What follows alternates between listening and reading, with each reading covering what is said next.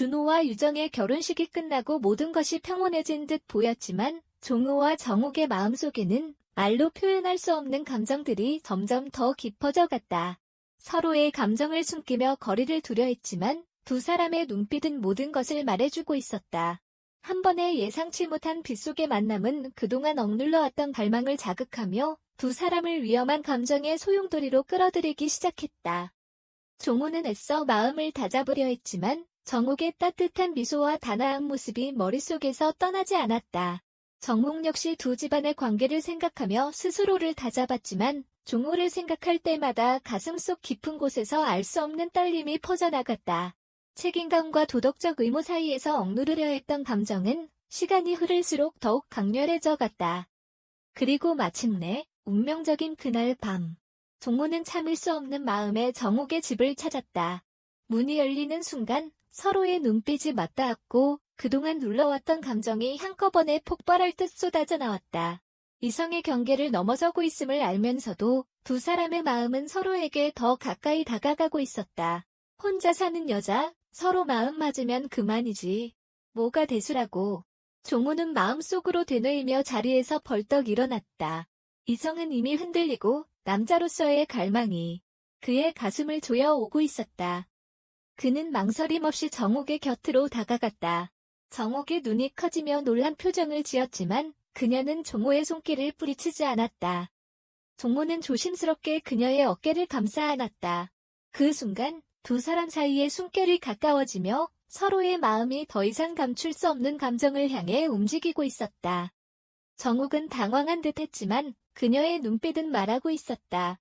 멈추지 말아요. 종호는 그런 정옥의 눈빛을 읽으며 더욱 깊이 그녀를 끌어당겼다. 그 순간 이성과 도덕의 끈이 위태롭게 흔들리고 있었다. 그런데 그때 따르르릉, 따르르릉 갑작스런 전화벨 소리가 조용한 공간을 깨뜨렸다. 종호와 정옥의 눈이 마주쳤다. 눈빛 속에 깃든 아쉬움과 당혹스러움. 서로의 숨결이 엉켜있는 가운데 전화 소리만이 요란하게 울려 퍼졌다. 정옥은 순간 멈칫하며 생각했다. 유정인가? 신혼여행 간 딸이 걱정되어 전화한 것이 마침표. 받지 않으면 딸이 이상하게 여길 것이고 걱정스러워할 것이 뻔했다. 잠깐만요. 정옥은 종호의 손길에서 살짝 벗어나며 소화기를 들었다. 그래, 유정아. 시댁에는 전화드렸고, 박서방은 잘 있지? 정옥의 목소리는 최대한 차분했지만 종호는 그녀의 떨리는 손끝을 놓치지 않았다. 그녀는 침착한 척했지만 마음속은 여전히 종호의 온기로 가득 차 있었다. 통화가 길게 이어졌다. 종호는 조용히 옆에서 기다리며 정옥의 목소리를 듣고 있었다. 그의 눈길은 여전히 정옥의 움직임 하나하나에 머물렀고 두 사람 사이에는 여전히 말로 설명할 수 없는 긴장감이 흘렀다. 마침내 전화가 끊어졌다.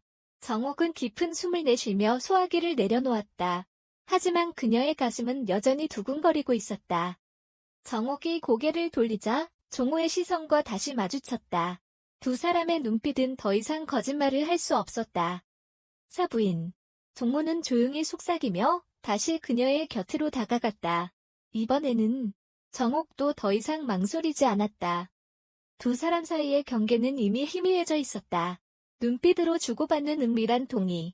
그날 밤 두 사람은 말없이 서로의 감정에 솔직해졌다. 그렇게 종호와 정옥은 더 이상 돌이킬 수 없는 경계를 넘어섰다. 하지만 그들의 마음속에는 여전히 한 가지 질문이 남아있었다. 이대로 괜찮을까? 그러나 이미 두 사람은 그 답을 알고 있었다. 4박 5일간의 신혼여행을 마치고 돌아온 준호와 유정은 모든 것이 평온한 듯 행복하기만 했다. 새로운 시작이 들뜬 그들의 모습은 종호와 정옥의 마음의 희비가 교차하는 순간을 만들었다. 정옥은 흐뭇한 미소로 딸을 바라보았지만 마음 한구석엔 묵직한 미안함이 다리하고 있었다. 그러나 이미 엎질러진 물이었다.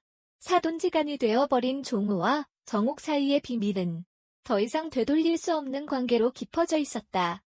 이제 우리도 우리 인생을 즐깁시다. 종호는 어느 날 밤 조용히 정옥에게 말했다.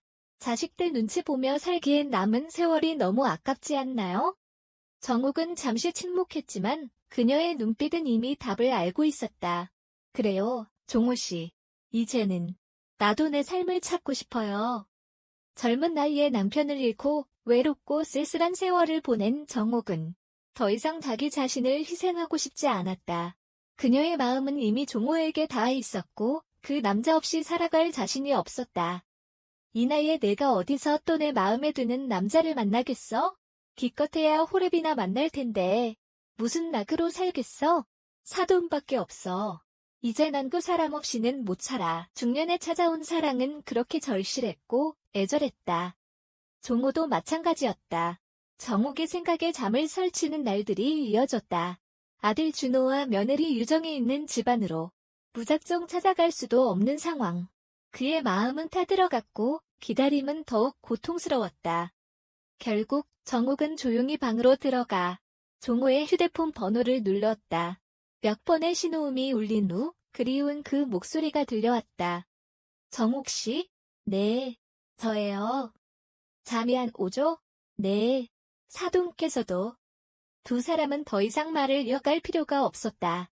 말하지 않아도 서로의 마음은 이미 같은 곳을 향해 있었다. 통화 너머로 전해지는 두근거림만이 그들의 감정을 말해주고 있었다. 그날 이후 종호와 정옥의 관계는 더 깊이 빠져들었다.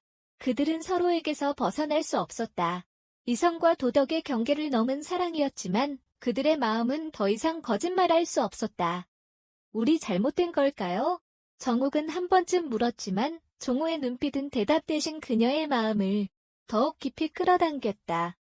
잘못이든 뭐든 난 당신 없인 안 돼요. 종호의 한마디에 정옥은 더 이상 망설이지 않았다. 그들은 생각했다. 누군가 우리를 탓하고 벌을 내린다면 그 벌을 달게 받겠어. 하지만 사랑만큼은 포기하지 않을 거야. 체면과 도덕, 관습에 얽매여 다시 없을 사랑과 행복을 포기하기엔 인생은 너무 짧았다. 그 짧은 인생 속에 찾아온 이 행운을 쉽게 놓칠 수는 없었다. 그들의 관계는 오직 두 사람만이 아는 은밀한 비밀이었다. 그 비밀은 세상에 알려질 수 없었고 그들만의 가슴속 깊은 곳에 영원히 간직되어야 할 소중함이었다. 종호와 정옥은 어둠이 내린 밤마다 서로의 마음을 더욱 깊이 확인하며 그 비밀을 지켜갔다. 하지만 그들의 사랑이 언제까지 안전하게 숨겨질 수 있을지는 아무도 알 수 없었다. 우리가 언제까지 이 비밀을 지킬 수 있을까요? 정옥의 속삭임에 종호는 깊은 눈빛으로 답했다. 끝까지 지켜낼 거예요.